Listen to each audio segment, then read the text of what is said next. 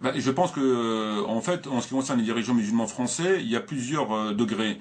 Et il y a, bon, la plupart, ils ont fait un compromis avec l'État mécréant, donnant-donnant. C'est-à-dire qu'il faut savoir, lors d'aujourd'hui, par exemple, qu'on soit imam ou qu'on soit membre d'une organisation telle que l'UEF, il faut faire un compromis. C'est-à-dire que tu fais l'islam, non pas comme c'est écrit dans le Coran, mais comme moi je veux. Moi, c'est-à-dire le mécréant. Voilà. Donc il faut savoir qu'un imam, par exemple, pour qu'il prêche le jour du vendredi, il ne peut pas prêcher s'il n'a pas l'autorisation du ministère de l'Intérieur. Et le ministère de l'Intérieur ne délivrera pas d'autorisation s'il n'a pas la garantie qu'il fermera, pour être vulgaire, sa gueule. C'est-à-dire qu'il prendra une partie du livre et il taira l'autre partie du livre. Et ça, on sait ce que dit Dieu à travers les gens qui prennent une partie du livre et ils taisent une partie du livre. C'est pourquoi qu'on trouve à l'entrée d'un certain nombre de mosquées, il interdit de faire de la politique dans la mosquée.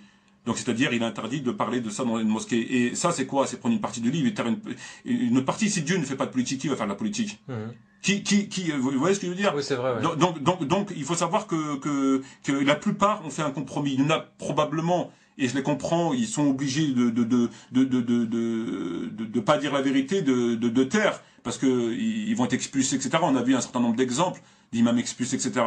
Mais vous voyez, donc il y en a peut-être qui le font à contre-cœur.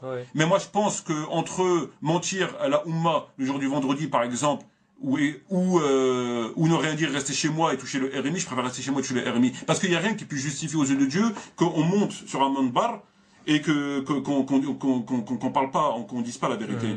Parce que le jour du vendredi a été institué pour telle raison. Quand Allah Azza wa Jalla dit dans la sourate le vendredi, lorsqu'on vous appelle à l'évocation du jour de Dieu le vendredi, on vous appelle à votre devoir du vendredi, à quoi? À évoquer Dieu, c'est-à-dire à parler de la religion. Alors d'aujourd'hui, ils ont dénaturé le vendredi. Le vendredi a été complètement dénaturé. Ils sont déconnectés avec la réalité. C'est-à-dire qu'on leur parle des choses qui sont vraies, du ramadan, de la femme, de l'alcool, c'est des choses qui sont vraies, qui sont dans le Coran, il n'y a pas de problème. Mais le vendredi, c'est pas fait pour ça. Le vendredi, c'est pour parler des problèmes, et tous les savants le disent, c'est pour parler des problèmes actuels, c'est pour parler voilà. Donc les musulmans, ils se font massacrer. On voit, bon, ce qui se passe, hein, on n'a pas besoin de le dire. Mais quand vient vendredi, on leur parle je sais pas moi, du voyage nocturne. Ça fait un peu de bande dessinée, vous voyez. Et ça, c'est très grave.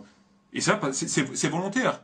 C'est pas une question c'est fait volontairement, c'est un compromis qu'ils ont fait avec l'autorité. C'est donnant. Donc, est-ce qu'on peut parler encore du vendredi?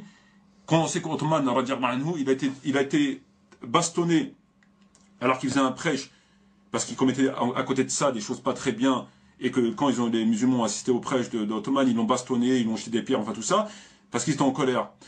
Comment nous, alors d'aujourd'hui, en tant que musulmans, on peut rester muets face à cette violation caractérisée au livre de Dieu? On voit bien qu'on est en train de nous endormir, on voit bien qu'ils nous emmènent ailleurs, on voit bien que c'est du pipeau, tout ça. On voit bien qu'ils ont dénaturé, que vous vous rendez compte, carrément dénaturé la parole de Dieu, mais c'est grave. C'est grave, on se rend compte, mais c'est très grave. Donc pour moi, j'estime que ça, on peut pas appeler ça une Jumu'ah. Et justement, les gens qui viennent pour pointer, parce qu'en réalité, il s'agit de pointer, on vient pour pointer, en disant, moi j'ai fait ma Jumu'ah, j'ai fait ma Darakha, j'ai fait mon devoir. Moi, je pense pas qu'on se sortira comme ça.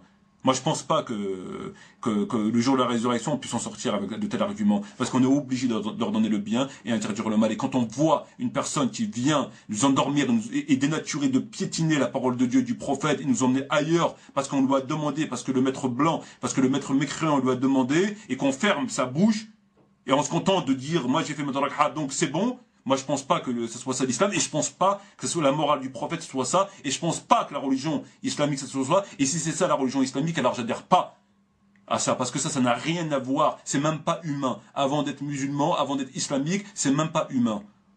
Donc voilà, tout simplement. D'accord, je comprends ce que vous dites. Et, ce que vous voulez dire en effet, c'est que les musulmans ne pratiquent pas un vrai islam. Mais c'est évident. Est-ce qu'on peut considérer que pratiquer 2 versets coraniques, c'est de l'islam? L'islam a mis 23 années pour être révélé. Ouais. Vous pensez que la religion, ce qu'on fait aujourd'hui en France, par exemple, est l'islam? D'accord. Je veux dire, il faut pas être savant pour voir que c'est n'importe quoi.